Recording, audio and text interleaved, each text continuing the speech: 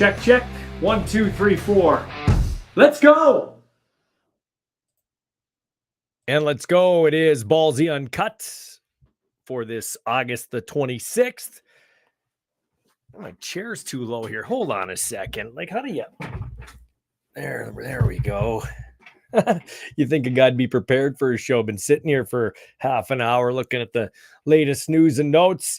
Yeah, the show's brought to you by our friends at Ward Tire Craft, 101 Dudney Avenue. Michael Barth and the gang over there. Go check them out for all your tire and braking needs, and for your truck, your car, your trailer, you name it. And they got affordable payment plans too. Ask them about that. Tell them Ballsy sent you. Also, District Brewing and their Super Squeeze Seltzer.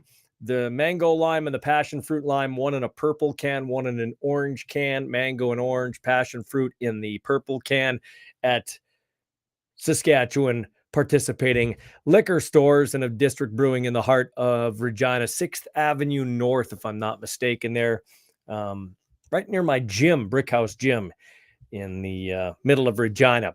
Got a good show today. We're going to talk to Jon Ryan, Super Bowl winning punter, and now his Portland Pickles won the Collegiate Baseball League in the West Division. They won the championship, so we'll talk to him about, I don't know, I'm going to ask him if he's going to spare no expense when it comes to the championship rings. Huh? How about that, John? Are you going to be a cheap owner? Are you going to spend some cash? We'll also talk to Paul Woldu, 3-time Grey Cup champ, about his thoughts on the CFL. And we'll also start our preview of the CAN West, which gets fired up week 1 of the regular season this weekend. And Paul is a defensive backs coach for the U of S Huskies once again this year. But let's talk about the CFL. We already went at it in terms of the Riders and the Toronto Argonauts. We teed it up. We talked about it right after the game with myself and Eddie Steele, and then the next day. So we won't get into it too much. Rough Riders will get back on the practice field tomorrow. 5-5-1, and remarkably still in first place in the CFL West, which has turned into the absolute version of a turtle race. Talk about the East and the West flipping. Usually it's the East nobody wants to win, and it's the West where you have two, really juggernaut teams, and then the other teams kind of separated in the second tier, but it's the other way around. Now this, so I got that game wrong. I got the Riders Argos game wrong. Game number 2 of the week was Winnipeg against Hamilton. Chris Jones makes his debut as the senior defensive consultant with the Hamilton Tiger Cats, fancy way of saying defensive coordinator. His team played better on the defensive side of things, but Zach Collaros, who had 135 yards passing till the last drive, found a way to get it done, and the Winnipeg Blue Bombers escape with a victory over the Hamilton Tiger Cats. And don't look now, but the Bombers, who started, I think it was 0-4, are now 5-6 on the season and right in the mix for first place in the CFL's West. So I got that one right. I thought it would be a blowout, 10 points. But it turned out to be a lot closer than we'd expect. Then the BC Lions went into Ottawa. I had BC winning that one. They started well, but then it's kind of the things that have plagued them all along. The O-line hasn't been spectacular this year under the direction of Humboldt's own Kelly Bates, who's a friend of mine, but not doing so well on that offensive line right now. And the defense is very porous. They can't tackle anybody. They can't cover anybody. And Drew Brown threw for over 300 yards, 394 yards, 3 touchdowns. Ottawa wins that game. And as I tweeted after the game, I'm buying Red Black stock, and BC's just very average, losing their 5th game in a row to drop to 5-6. Calgary was off, so that left Edmonton and Montreal, and I had Edmonton winning that game, and the Elks were very much in contention, as they've been for a lot of games this year, but they find a way to lose. And once again, it's their kicker, Boris Beatty, who in Montreal had always shown a strong leg, but never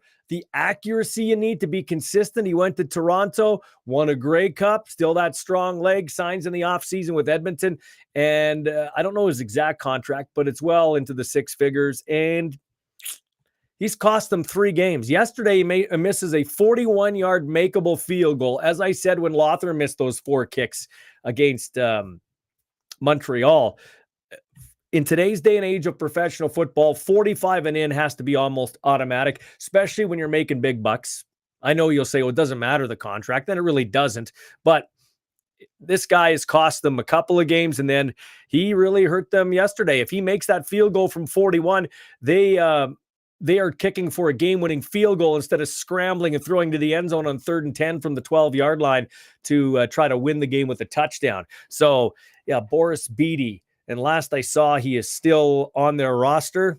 I know they have Dean Faithful on the practice roster, the global kicker. His range and accuracy, similar to Beatty's in terms of not range, but accuracy from about 40 out. I know when Chris Jones was the coach, he was leery about putting him out there in excess of 40. But from everything I have been told, he's done a much better job this year, he being Dean Faithful. So who knows, maybe he gets a crack. I think September 1st is the cutoff when you have to pay the entire salary for those veteran players. So we'll see if Edmonton makes a move before then, but they're 3-8. So I went 1-3 on the week. Couple of close losses. So 28, 19, and 1 for the year in Ballsy's best bets.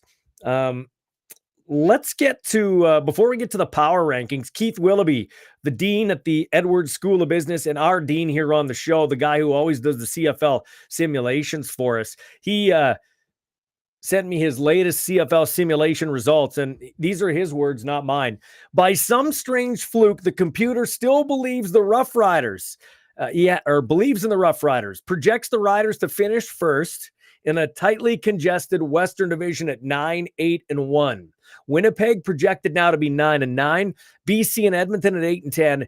Calgary at 7 and 11. It's safe to say this Labor Day matchup, Riders and the Blue Bombers, and then the subsequent Labor Day rematch, aka Banjo Bowl, going to be a very two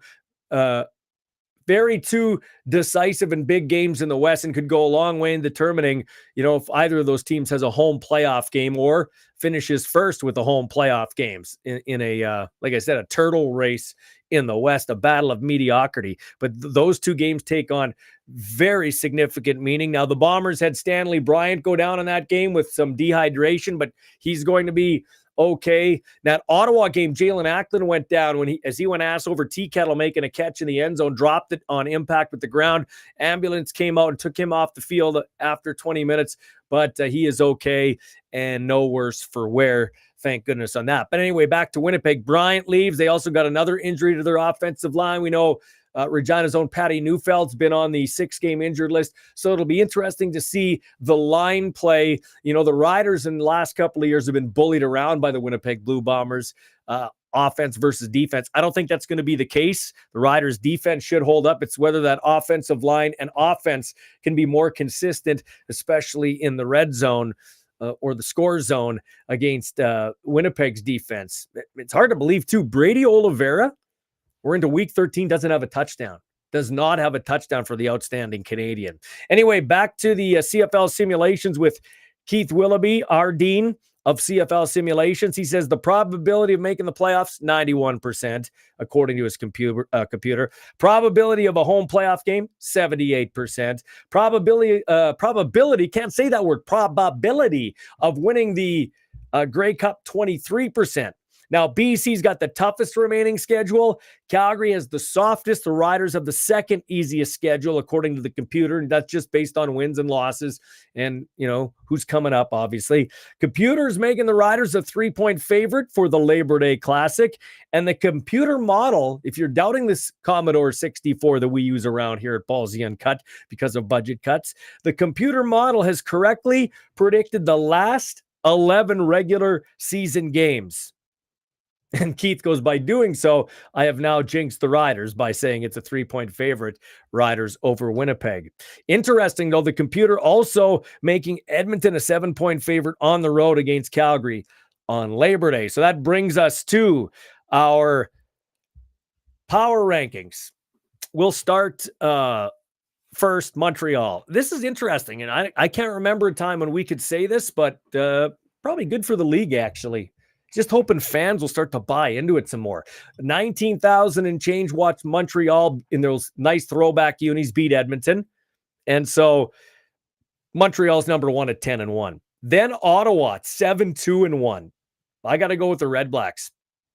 I I was kind of, is that a mirage? I don't know if I believe it, but watching that BC Lions game, they handled Nathan Rourke and the Lions. Not to say the Lions are a juggernaut, but you're just, okay, when's Ottawa going to wake up and realize they're Ottawa? They're unbelievable. They're unbeaten on home turf, 5-0-1. I got Ottawa at number 2. Number 3, I got the Argos. They have a solid defense. That D-line abused the Riders' offensive line. They've got great weapons like Grant, Daniels, Coxie, Kadeem Carey, McMahon in the backfield, and Chad Kelly's back. And whether you like him, whether you don't, whether you think it's bullshit he's in the league or should be suspended for this year or for life, he's in the league. He's playing if he keeps his head on straight, and that's a big if. And they can get back some more healthy bodies because they've been banged up big time. The Toronto Argonauts are going to be a force. So I've got them at 3 right now. And then there's a gap. You got 1, 2, 3, and then I got a gap down here. At number 4, narrowly, I got the Riders at 5-1. Not just because the record's the best in the West. I think they've played, really good football for the most part on defense, decent football on special teams, and at times, okay on offense. But over the last 5 weeks, and it's been out at 0-4-1, they have had a tough time putting together a full 60-minute effort and a full 3-phase game. And they're going to have to do that here now into the real sweet spot last third of the season, starting against their nemesis, the Winnipeg Blue Bombers. So I've got them at 4, followed closely by the Bombers at 5 and 6. They're number 5 in the power rankings. At number 6, even though their record isn't better than Calgary's, I've got Edmonton. Now, that's weird, but I think Edmonton's been playing some pretty good football. They just haven't been able to find consistency in terms of winning. Yes, they'd won 3 straight, and now they lost 1, so they're clicking at 75% over the last 4 weeks, which is pretty good in professional football. The problem is they dug themselves a huge hole to start the season. So right now, I'd put them, in terms of what I'm watching, I'd put them at 6. I'd put Calgary at 7. They didn't play, so they didn't lose. They've been good on home turf, not so good away from home turf. They suffered their first loss on home turf here, though, before the bye. They've got Edmonton coming in. I don't have a pick right now for that game, but like you just heard, our computer's going with Edmonton, the 7-point favorite in the Labor Day matchup there in Calgary. That's always a great game. That's like ours here in Regina. You could throw the records out the window just playing for provincial pride in that case. So I've got Calgary at 7. Calgary at 7. At 8, I've got the BC Lions. Nathan Rourke looked better than he did in week 1 in his first game. By week 1, I mean his first action. Still not the Nathan Rourke we remember before he left for the NFL. I think it might take a little bit, and I think that speaks well on the league.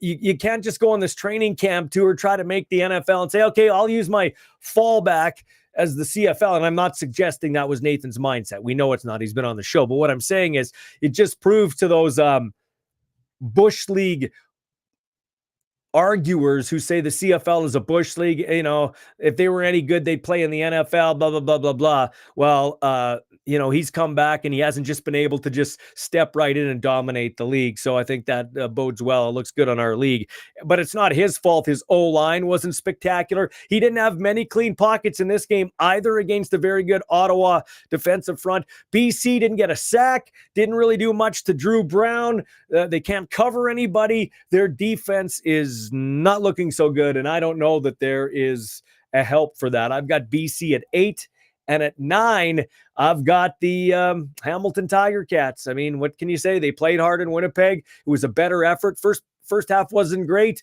Milanovic lit them up in the halftime talk. I'm assuming they came out, they played an inspired second half, but losing teams like Edmonton find ways to lose, and Hamilton finds a way to lose in Winnipeg, a close game. So I've got Hamilton at 9. You want to weigh in the show? You can by commenting on Facebook, X, Instagram, or YouTube, and it all gets combined here into my chat room at Ballsy Uncut. We'll see what we got here. Mike Oldfield is an Elks fan. He loves his Elks. We need Faithful back, he says. Yeah, you might. Beatty's just not getting it done for you. So yeah, send your messages there, and we will bring those up a little later on. We'll get into some other sports stories, but up next, Paul Woldu, who's a sponsor of this show at the Royal LePage, 306-502-5345. to get in the 306-502-5355 to get in the real estate game with Paul Woldu. He will join us next to talk about all things CFL and what's shaking in CAN West. Week 1 coming up. He's the D-backs coach for the U of S Huskies.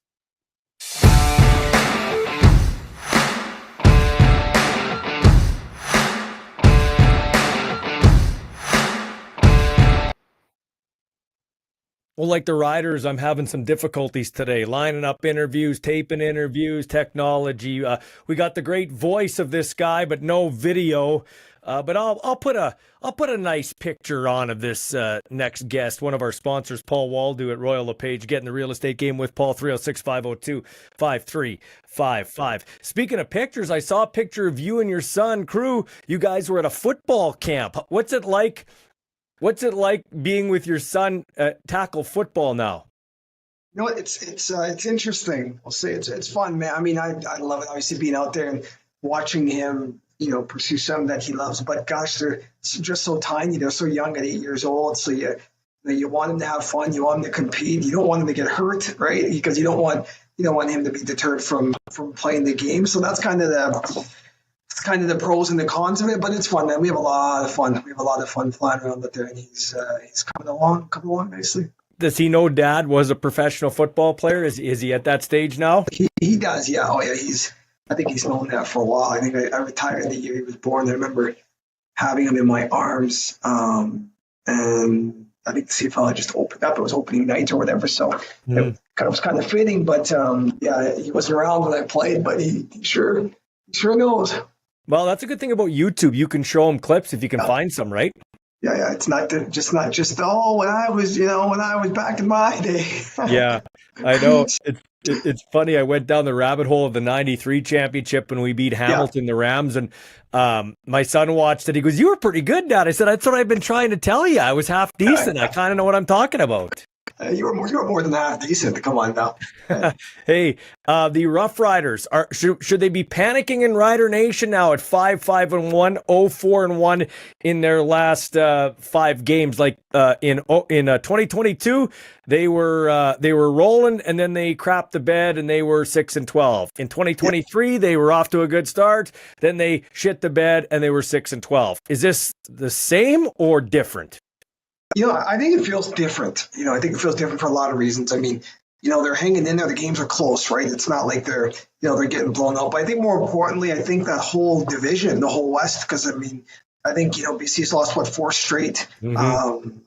It's weird. I think this Winnipeg is kind of back and rolling now, but they started 0-4. So you look at the dynamic of it. I think Edmonton's arguably the hottest team. I know they weren't able to pull it out the other day, but just the division's been weird. So I don't think there's a whole bunch of panic that has to set in right now. But you got to find a way to get off the streak here. Yeah, so BC has actually lost 5 games in a row, and Nathan Rourke looks a little rusty, but let's be honest, his O-line in front of him hasn't been good, and he doesn't play defense. Their defense looks really porous, the BC Lions. Yeah, I think, a lot of people want to talk about the quarterback situation that, is VA going to play, but they really got to look back at defense and see what's going on because they are giving some huge plays up. So, of course, it's great when the offense is rolling and, if the defense is playing serviceable because, your offense can really, really bail you out. Guys like Justin McKinnis for catching 7 and 8 balls in the first half. But, once you start sweating a little bit on offense, if the defense is a liability, then you're gonna lose games, and that's what's happened. I think a home playoff game might hang in the balance for the Riders these next 2 games. The season started earlier, Paul Woldu, so Labor Day isn't the midway point anymore. We're into where the rubber meets the road stage here, and these back-to-back games against the Bombers could determine if they have a home playoff game or not.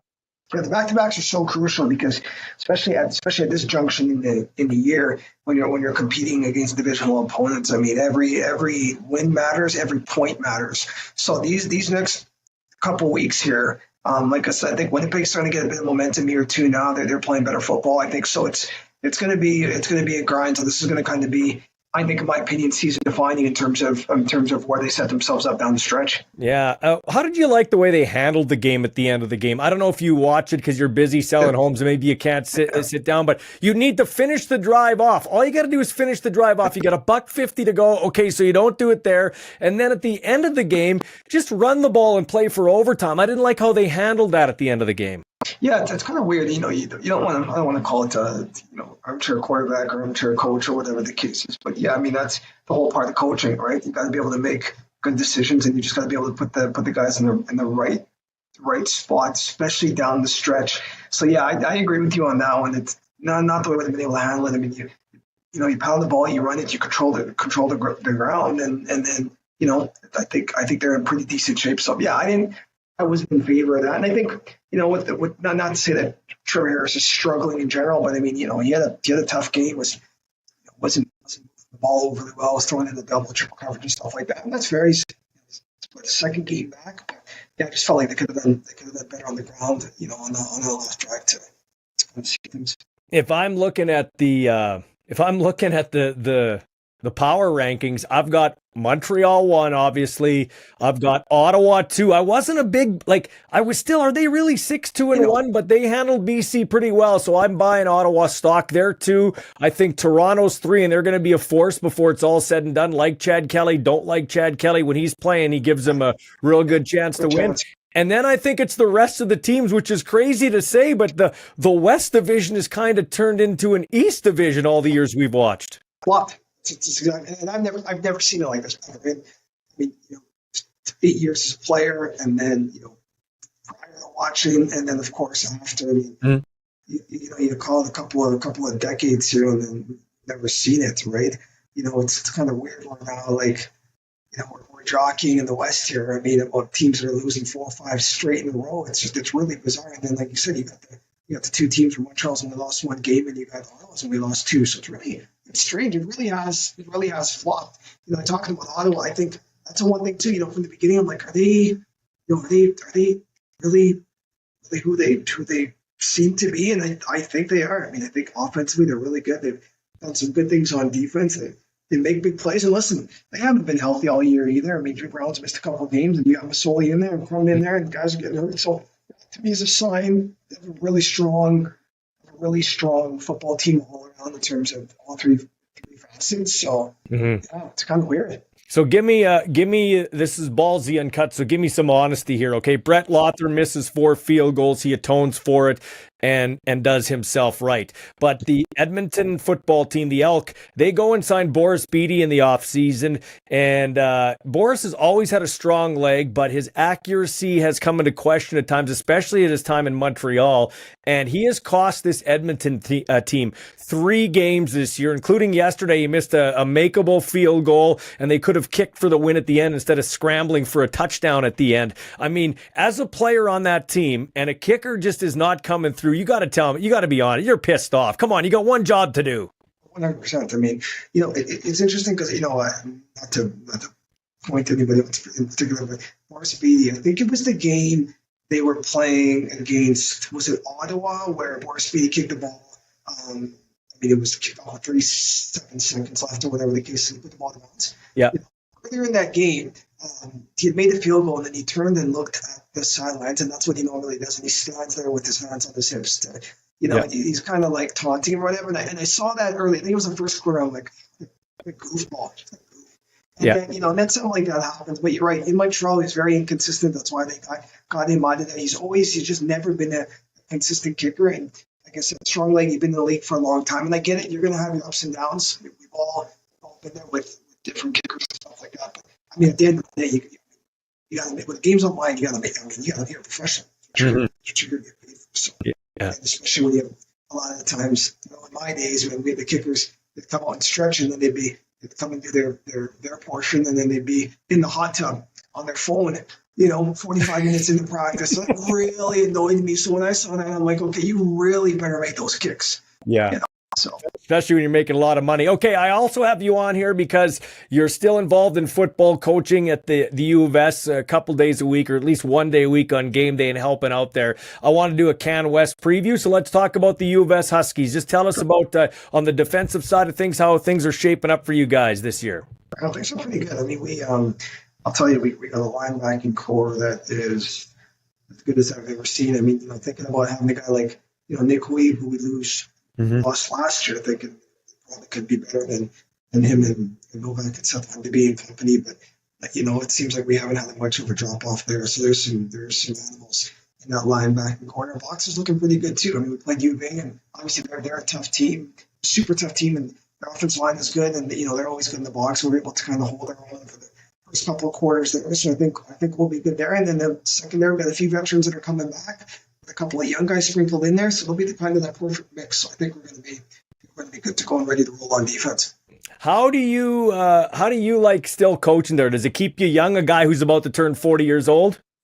I love it. I mean, it's the staff. I tell you, the one thing about football I know as a player now that I don't play anymore is you always miss the locker room. You miss the guys and that staff. Right? I feel like it's a locker room. It's one of the best locker rooms I've ever been in. I mean, a lot of those guys are guys either that played with or have been a part of the program or played in the CFL. So I mean, they're all just great, enjoyable dudes to be around. So that portion, I mean, automatically is 100%. And then, we got a team that's good, that's competitive, and has consistently been able to get after it for the last few years. So it's awesome. It's one of my favorite things to do. Hey, Paul, there's no free spaces on the bingo card in CAN West. I mean, UBC is a juggernaut. I want to get a comment. I don't know how much you knew him, although he was in the CFL when you were there, but he was going into his second year as a coach with UBC, Dan DeRazio. Just a thought on his passing suddenly. Yeah, Danny actually coached in Saskatchewan when I was there for a year. He was known as probably this. You look at positions and you always think that physically whoever's coaching will kind of somewhat equate to what the actual players look like. And you always looked at Dan, and he was kind of a smaller gentleman, but he just had so much heart, so much pride, so much passion. I mean, you never heard anybody say a bad thing about him. And you always heard people talk about how respectful he was, how hard he coached, but how he was that perfect mix between a players coach and somebody who just really knew stuff and was able to get the best idea. Of course I loved being around him. Didn't really say a whole lot, but he just had a glow about him. He was a really special guy. And coaching's a small world, especially in the CAN West. But back to that, you got the UBC Thunderbirds, who are a strong team, your team, and then like I said, Alberta's got even though you guys kind of smacked them around in the preseason, that doesn't really mean anything. They've got a good team, and Calgary's got a new coaching staff, and the Rams always put out some good offensive talent. There is no free part in the middle space. I've ever said that. I mean, you look at it even from last year. I think U of A probably, outside of a couple of mistakes, one big mistake in that final, in the CAN West final, they're probably playing in the Vanier Cup. You look at Calgary, the hottest team in the league last year, towards the end of the season, walked into BC, beat them good, beat us. I think they beat everybody almost, with the exception of Alberta.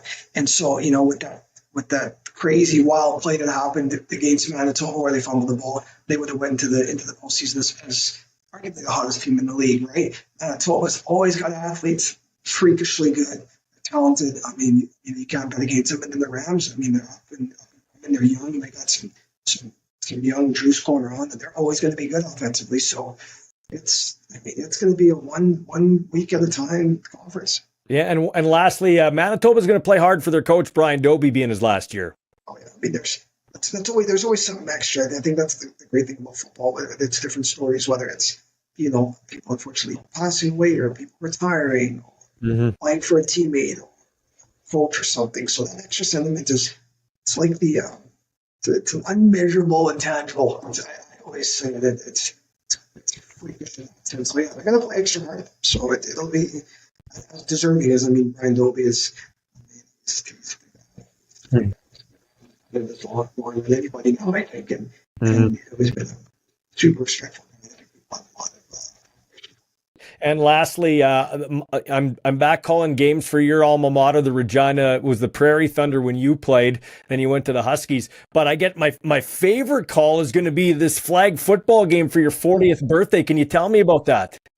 So our lovely wives had surprised us with essentially a bit of a mock draft to have a party, our 40th birthday, my twin brother and I, and so they decided that they would allow us to put together a flag football game. So it's going to be fun. We've drafted some players. We've had guys who've been on NFL rosters, and we've had some guys who've never touched the football in their life. So it'll be very interesting to say the least.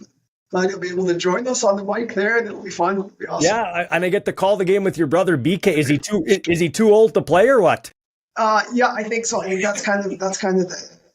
I had to look. He tore his Achilles a few years ago, so yeah, I had to look at the. We had to evaluate his GM's injury status is like, and I unfortunately can't. Well, I can tell you, I'm not making fun of him because I am way too old to play, but I'm happy to be a part of it. Hey, man, thanks for your time. And do me a favor, send me a good picture so I can put this over just this blank screen I'm staring at right now, okay? Well, absolutely. Hopefully we can get things working here. We don't have technical difficulty. But other than that, I'll send you these. Okay, man. Well, it's like old days when we were on the radio. This is Paul Woldu at Royal LePage. You want to get in the real estate game, go check it out. He'll talk some football and get you into the right house for you, or sell your house at 306-502-5355. Thanks, Woldu. Awesome. Chat soon.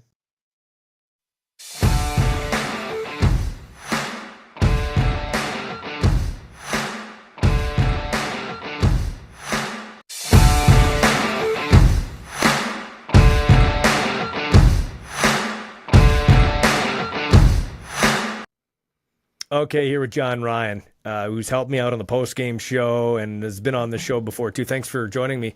Anytime, you're buddy. wearing a Seahawks shirt.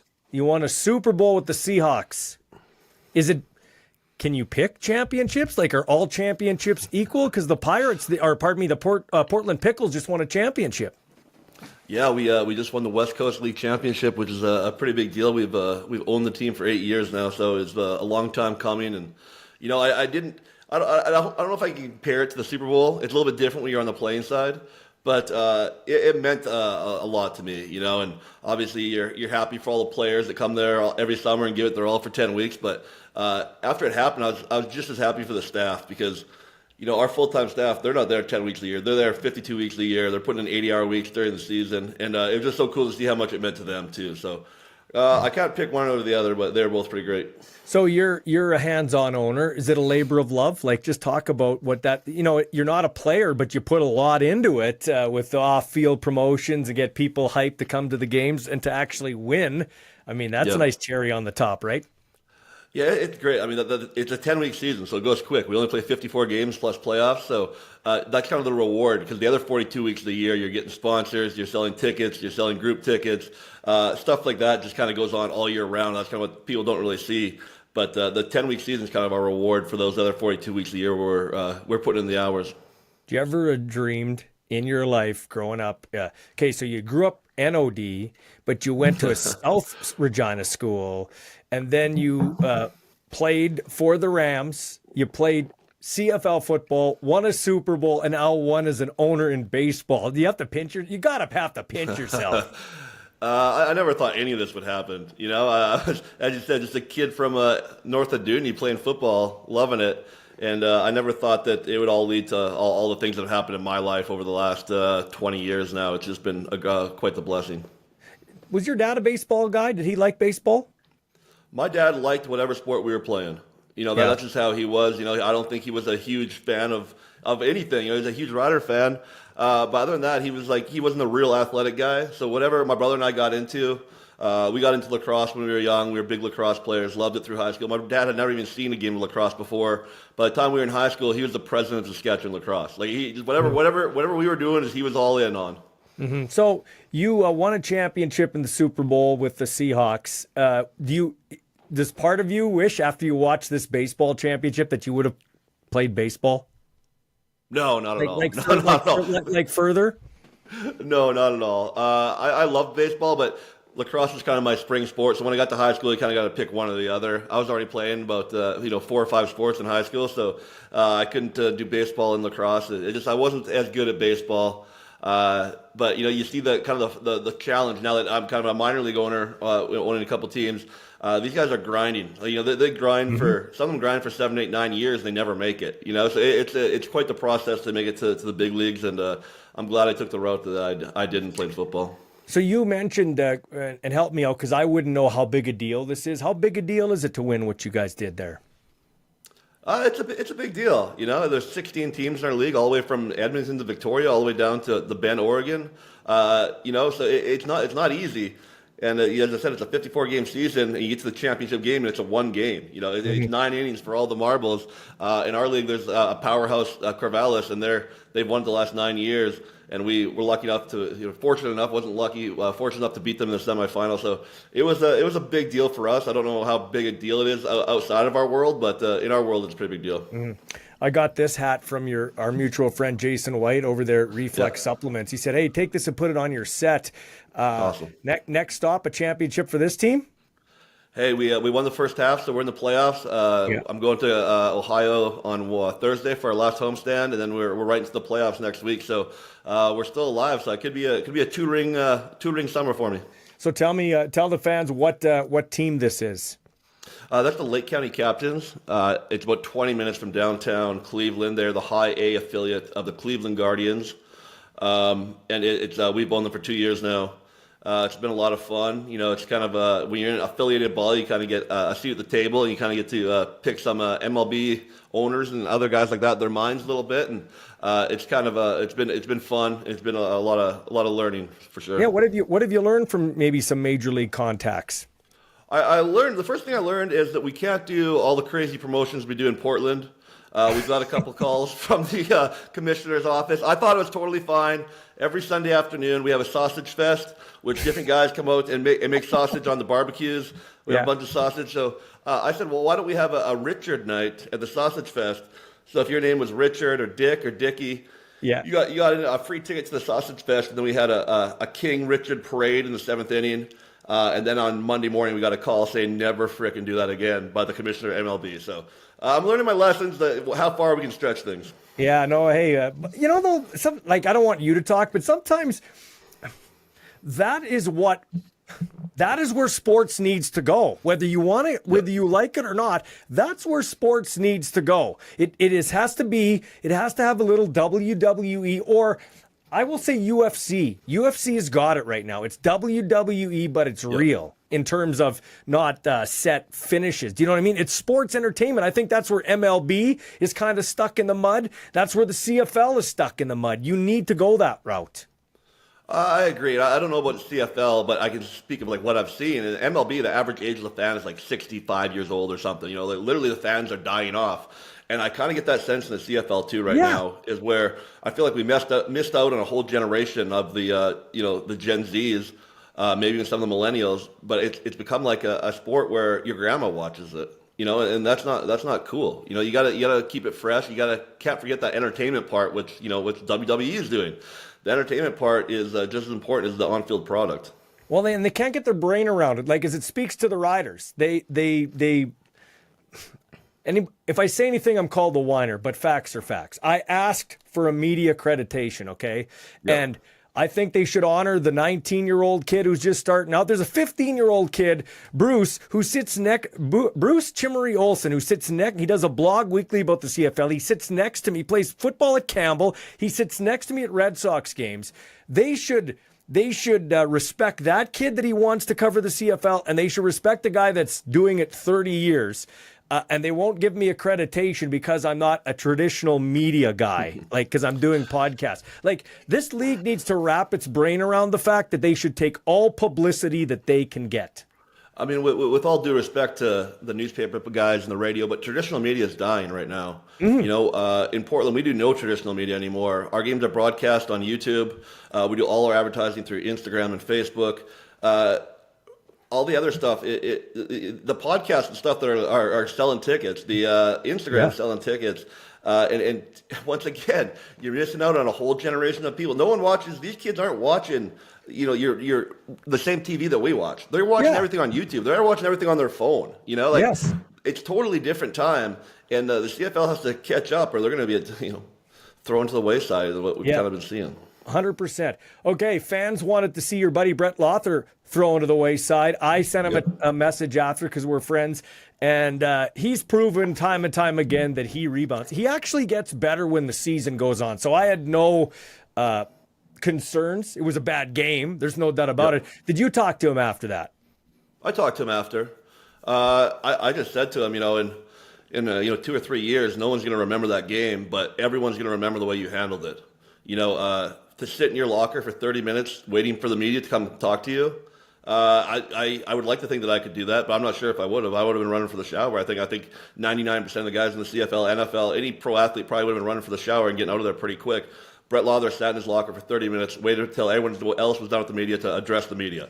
I mean, that's not a normal thing for a guy to do. And I just have so much respect for him. I was so proud of the way he handled that. Obviously, no one wants to go 3 for 7, and he said it was on me. He lost the game for them. There's a lot of other guys out there, but you can pin that one on him. And I know they lost last week, but he came back and went 4 for 4. He's proven over and over again for however many years that he's one of the best kickers in the CFL. So I'm just really proud of the way he handled that because, as I said, not too many guys would have handled it the way he did. Back to ownership for a second. Edmonton was just bought by construction mogul Larry Thompson, and the Elks are playing good football. By the way, don't like the team name, but Edmonton's playing good team football. Lost a close one to Montreal yesterday. Do you think there'll come a time when every team is privately owned in the CFL? Oh, man, it's hard to imagine Winnipeg or Saskatchewan being privately owned. But the way things are going is right now you kind of need a billionaire with deep pockets and is willing to lose a few million a year to get the teams on the right path, and I think that's what we're going to see with the Elkamos. They have that private owner now with deep pockets, a guy that's lived there his whole life, a guy that's I think I read he's going to games since like 78, since he was a child, a guy that's in it for really the love of it. And it's been fun to see that they've kind of started to play a little better football too. I don't know if that is a coincidence or not, but they're 3-7 now, and they're not out of it by any means. I'm going to challenge the whole community-owned thing. I can't speak to the Bombers, but I can to the Riders. It's not community-owned like it is with the Green Bay Packers. You were in Green Bay. In Green Bay, you get to vote on the board. Like, you get to vote on who's on the board of directors. Your share with the Riders is just a nice thing you hang on your wall. It means not like they're community-owned, but I don't believe they're community-owned, if you know what I mean. Yeah, no. In Green Bay, there's voting. You attend the meetings. They nominate a president. I believe they can have him fired as well. I'm not 100% sure, but the president kind of acts as the owner when they go to all the league meetings and whatnot. And so it's interesting in the CFL that we had 3 teams that were publicly owned, and so that's a pretty big number. And so I don't know how that goes at those league meetings with the presidents instead of the owners, but. I don't know enough about it to say that they don't act as a publicly owned team. I don't think you know a lot more about that, but it's interesting to see what's going to happen. Well, I just know Packer shareholders, and they actually get things in the mail that, hey, you can vote for this guy, vote for this guy, vote for this guy. I can guarantee that nobody gets, as far as I know, nobody in Saskatchewan that's a shareholder gets to vote on who's the board. So that's a different conversation. That's all I'm saying. Okay, and what's very interesting this year, Jon Ryan, is the West. Like, we flip scripts. We've never seen where the West top and bottom are that tight. Like, it is a turtle race in the West. That's usually in the East. Like, I legitimately do the power rankings at the start of the show. I got Montreal 1, Ottawa 2, Toronto 3, and then a big gap between 4 to 9, like that between the top and the rest of the league. Yeah, I mean, to see the Riders in first place at 5-5-1, and I mean, it's going to be fun. Labor Day is going to be for first place, and the Bombers are 5-6. As I said before, Edmonton's 3-8. Sorry, I said 3-7 earlier. They're 3-8, but they're by no means out of it. So I don't know if we're going to see. I don't know if I've ever seen a crossover the other way in the CFL. East going to the West. I'm not sure if I've ever seen that. It's usually the West going to the East on the crossover, but it's in play this year with Toronto being 6-4 in third place in the East. it's funny, hey, in sports, and you gotta bite it as an athlete, and you get it. But we're quick to build people up, and we're quicker to tear them down. Now everybody said, "Oh, look at Nathan Rourke, he's horrible." Listen, dude is not horrible. He's not off to a great start, but I think we had unrealistic expectations right away for him to just drop in and start playing. And I think that's a good thing for the league because it proves it's a legitimate league. You just can't have a guy go on a training camp tour of the NFL and show up in the CFL and dominate. No, it's such a different game, and now he's been away for a year and a half. And it's just going to be knocking out some rust. Of course, he's been playing football, but it's a different game, And he's been in what 4 or 5 different NFL offenses over the last 18 months. It's a lot of adjustment, even though he's grew up playing the Canadian game. It's going to be a lot of adjustment to kind of get back into it. And by no means is he a bad quarterback. You kidding me? This guy could potentially be the best player in the CFL next year, playing a full season. So give him some time. Yeah, and you know what? Here's the thing. You can panic if you want because the Riders have they've shit the bed the last 2 years and ended 6-12. I wouldn't say they're a Grey Cup favorite, but I also would say you shouldn't jump off the bandwagon yet if you're a Rider fan because they do have a championship defense and they've got some weapons on offense, and I think they got the right coach there. And like we saw with Montreal last year, all you got to do is get to the dance. Like we said, it's a 9-win league. Get to the playoffs and anything can happen, right? Well, it's going to be really interesting the next 2 weeks. Playing Winnipeg back-to-back. I feel like historically we've always played them really tight at home on that Labor Day game and then go to the Banjo Bowl and get blown out. I've seen it time and time again, which is a little rough. But, it'll be really interesting to see what happens these 2 games. It could make their season or kind of break it down because, if things go wrong and they go 5-7 and all of a sudden Winnipeg's 7-6 and they're kind of running the division, now we're behind the 8 ball. So I'm not wishing on anyone, but, it's going to be interesting. That's going to be a big 7 days there. How do you think it's going to shake down? Because Winnipeg hasn't run the ball as dynamically as they have in the past, and the Riders are really good up front in their front 7. Really good. Like I don't think the Riders will get bullied like they have the last 2 years, a couple of years. So like in back-to-back games, like I really think the Riders have an opportunity to sweep these. But like we said, it's so tight they could go the other way. How do you think it's going to go? Really? I think it'll kind of go like it usually goes. It'll be a tight game on Labor Day. Riders will win, and then they'll go back and probably lose by 10 in Winnipeg. It'll be fun to see. Zach Collaros just hasn't looked quite like the Zach Collaros we've seen over the last 3 years, and they can't really rely on the running game as much as they have over the last 3 years as well. So not having a balanced attack like they have, it's definitely hurting them. So we'll see what happens because, as you said, the Riders up front are very good on defense. And, if you take away that run game, put the ball in Zach's hand, we'll see what Zach Collaros shows up. So the way too early Super Bowl prediction. Who's playing in the Super Bowl this year right now? Oh, man. Let's go Kansas City and San Francisco. You think so? I'm the biggest hater of these preseason polls in college football. We just saw FSU lose to Georgia Tech, everyone had FSU top 10 team in the country. I feel the same way about the NFL. And I don't even watch the NFL preseason anymore just because you're not getting an idea of what's going on really. You can watch your favorite players or whatever, but usually they're sitting on the bench too. So I don't buy a lot into it, but I guess I'll go early. I'll go, even though it's probably a pretty popular decision, I'll go San Francisco and KC. Okay. I don't have one yet, to be quite honest. Like Philadelphia is going to be in the mix. Green Bay's a nice team, but I don't know that they have enough to. I'll be interested to see what your buddy Aaron Rodgers does. He's got to do something this year. They're going to blow everybody out there, including Aaron Rodgers in New York. Yeah, this is make or break.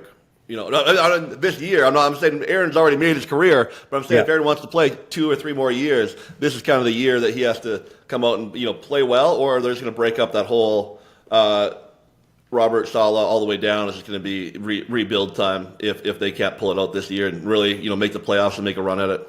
Yeah, for sure. Hey, lastly, you mentioned I watched that game, Florida State, Georgia Tech in Dublin, Ireland. Yeah. So that's college, okay?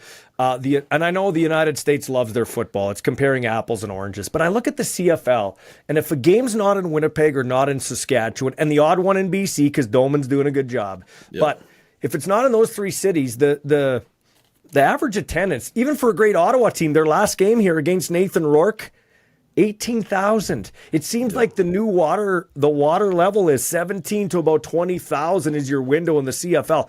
Can we ever get it to at least 25 again across the board, I always tell people one of the greatest, I don't want to call it an experiment, but I remember Montreal played in the Dome, the old Expo Stadium, and they got like 4,000 fans a game. They moved it to McGill. They sold out 18, I think it was 18, whatever it was, around 19,000 fans, and they sold out every single game for like 5, 6, 7 years. Then they expanded to 25,000 seats, and they started averaging 15,000 fans.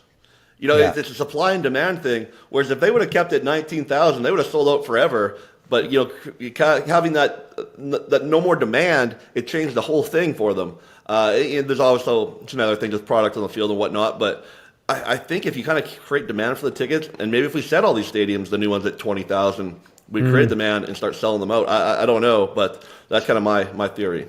Yeah. Would you start giving some tickets away to people to come? Like the young, I've said this before. I see the look on your face. It's like the owner kicks in. It's like, do you want to, but like Edmonton tried where they'd give like 4, let's say 14 and under tickets for free, but they got to be accompanied by an adult who pays. Like, just because perception's everything and facts are negotiable. If I'm tuning in to the game and I see a full crowd, then I'm like, okay, that's, then maybe I should go check it out. Yeah, it's tough because we've kind of been through this in baseball world too, where your average fan's going to go to 1 or 2 CFL games a year, and if they know there's all these free tickets out there, they're just going to wait for the free ticket. They're not going to ever buy a ticket. So it's kind of yin and yang. You kind of balance it out because there are those people if they pay for their ticket and you provide a great product for them, they're going to come back no matter what they have to pay. So we've kind of been through this discussion, and I thought that when we first started buying baseball teams 8 years ago, we thought just as I said, just paper the whole crowd, and then we'll make the money off concessions. It looks awesome, and we found out that just doesn't work in long terms. Okay, that's a good way to look at it. Okay, and I think we've touched on this. If we have, just humor me like it's the first time you heard it, okay? Help a buddy out. People like to bitch about the horns in Montreal, okay? And I didn't really notice it when I was calling the games. I do notice it when I'm on TV, when I'm watching it on TV. There's 19,000 there like there was last night, and the horns are going off. And to me, I'm like, I like that. It sounds, I don't necessarily like the sound, but I like the fact that it sounds big. Like it sounds like 28,000 are in there. I'm all for, if it doesn't affect the game too much, I'm all for pumping in crowd noise too. How do you feel about that? So it just sounds bigger, feels bigger when you're tuning it in. I played in the loudest NFL stadium. I played in Seattle, and before the play clock would run down, they were definitely pumping in music into that stadium. They're pumping in sound, they're pumping in bass, and it was awesome. It was an awesome experience. I don't necessarily love the horns just because I don't want to sit in front of a guy blaring a freaking horn all night, but I love that noise stuff. On TV too, and sometimes this happens in the CFL more than the NFL, it feels like you're watching a totally different experience. When you watch an NFL game, you hear the crowd going crazy, and then you watch a CFL game in Hamilton or wherever where there's Toronto, where there's 8,000 fans, and you hear a cricket. It's just like this, even on a TV, not even being there, it just doesn't feel good. Like I'm not really into the game because no one there is into the game. Why do I care if they don't care? Yeah, no, that's a very good point, man. Well, it's been awesome chatting with you. Congratulations. Do you get a ring for this championship? Oh, yeah. We're designing the rings right now, so hopefully in the next couple of months they arrive. So here's a question. You wanted the bling. You wanted your owner. Was it Paul Allen owning the team when you were the guy? Yeah. You wanted Paul to spend, God rest his soul, you wanted Paul to spend the cash and give you the bling, okay? Now, as the owner, are you cutting corners or what are you doing there? I'm ballsy. I think I'm cutting more corners than I thought I was going to. Hey, all of a sudden I thought we have 35 guys on the team, we have some staff. Then all of a sudden the coach wants 90 rings for every guy that played a single inning this year, and all of a sudden it's become like 120 rings. And all of a sudden I look at the checkbook, I'm like, maybe I wasn't the owner that I thought I was. I love it, John. Thanks for your time, man. I really appreciate it. Anytime, buddy. You just hang on with us.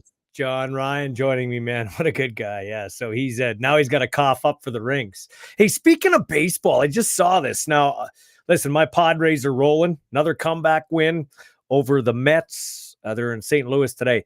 After 60 days, 18 hours, and 35 minutes, play resumed at Fenway Park today. Just a slight delay. Toronto and the Red Sox kept playing the game that had to be suspended due to rain back on June 26th. For the Jays, the 2-month wait was worth it. Danny Jansen made baseball history, becoming the first player ever to appear in a game for both teams. Jays won the game for their 5th straight win, 4-1. Or if we want to go by actual facts, if we go back to June when this game was suspended, it would actually be just their 2nd straight win, not their 5th. But anyway, so this has never been done before. Jansen was a defensive replacement for the Red Sox in the game, but the Blue Jays simultaneously pinch hit for him. It's the first time anybody's ever been a part of 2 teams in one game, because Jansen was with the Jays back then. Now he's with the Red Sox. So his gear is going to go to the Baseball Hall of Fame. So that's a little interesting twist. Are you a Cowboys fan? CD Lamb signs a 4-year deal worth $136 million with the Cowboys, $34 million annually, 2nd highest paid wide receiver in the NFL behind Justin Jefferson of the Minnesota Vikings. I had the pleasure of calling the Thunder Rifles game yesterday on Access Now with my buddy Avery LeBlanc and my other buddy Elliot Wagner, who did the sidelines. We've got the live Titanic matchup on Access if you're an Access subscriber.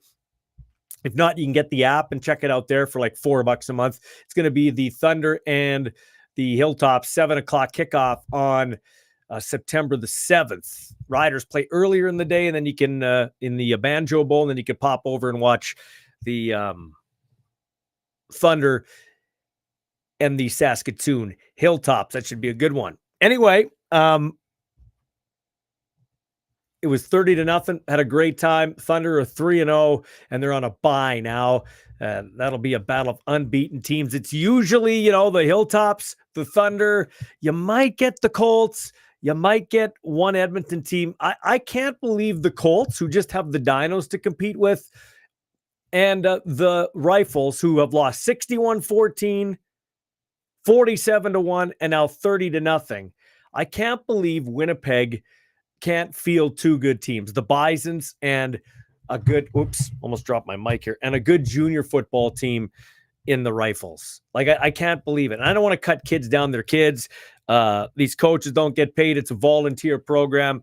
But I'll tell you what, I just can't believe year over year we can't get consistent football in these bigger centers. It's actually kind of embarrassing, to be quite honest with you.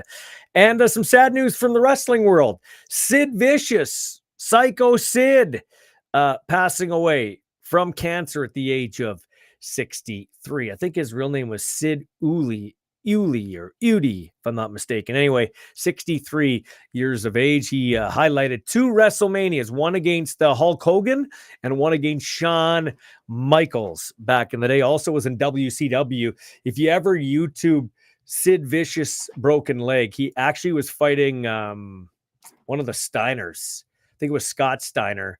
And he was jumping off the top rope and broke his leg. Like, it was just looked like a Joe Theismann moment. If you have the stomach, you can YouTube it. It's everywhere. I watched it about 4 times. I know I'm kind of sadistic. And hey, good news. I've been asked this by a few of our regular viewers and listeners. So 3 weeks ago, I told Randy Ambrosie was going to be on 2 weeks ago. Then I was told it was going to be last week. Then I was told it was going to be Monday. But thank you to Lucas Barrett, who does a great job at the head office. He has nailed down Randy Ambrosie, and he will join us on the verge of Touchdown Pacific in Victoria. We'll talk to him about that, the command center, a 10th team in the CFL. Get your questions into me at Ballsy Uncut, and I'll pass those questions on to Randy Ambrosie. The commissioner will join us live on Wednesday. We'll also continue our Can West preview with the running backs coach, the veteran coach of the Regina Rams. That would be Dwayne Mason. He will join us. When I was in radio, I had a health and lifestyle weekly segment with Tish. Train with Tish. She's out of Kelowna. She's been doing it for over 30 years, mainly tips for women. She's going to join us Wednesday on her 50th birthday just to talk about beating back father time for men and women. This will be a regular segment. And we'll get into the whole Young Guns Hockey Academy versus the rec hockey players who have frequented the Brandt Center for years. But now there's a big big fight right now over ice time as this Young Guns Hockey Academy has been given carte blanche basically by Real. And so we're going to get a representative on from Rec Hockey to talk about that coming up. I think Mark Burton's his name, coming up on Wednesday. We got a loaded show. I want to thank my sponsors once again. Ward Tirecraft, 101 Dudney Avenue in the heart of Regina for all your tire braking needs, and they'll get you into a payment plan. And District Brewing. They got a nice patio inside and outside. It's on 6th Avenue, just down from Nikki's Cafe and right by my gym, the Brick House Gym. A couple of businesses that haven't paid. Get a little plug there. But District Brewing with their Super Squeeze Seltzer. You got mango lime in the orange can, passion fruit lime in the purple can in Saskatchewan liquor stores. Those are the sponsors for the show. And Gerhardt Studios, Nicole and Dean Gerhardt helping me with social media. And also they've got, even though I'm not getting married, wedding photography too. If you need still photographs, Nicole does a great job. Just going to check this here. Rick Scott says, can you ask Randy when he's going to resign? I don't know if I'll go that far, but hey, it's Ballsy Uncut. I guess I'm supposed to ask whatever. I will try to, compile some questions and hold his feet to the fire. No doubt about it, but I welcome the commissioner on the show for the first time on Wednesday. We'll talk to you then.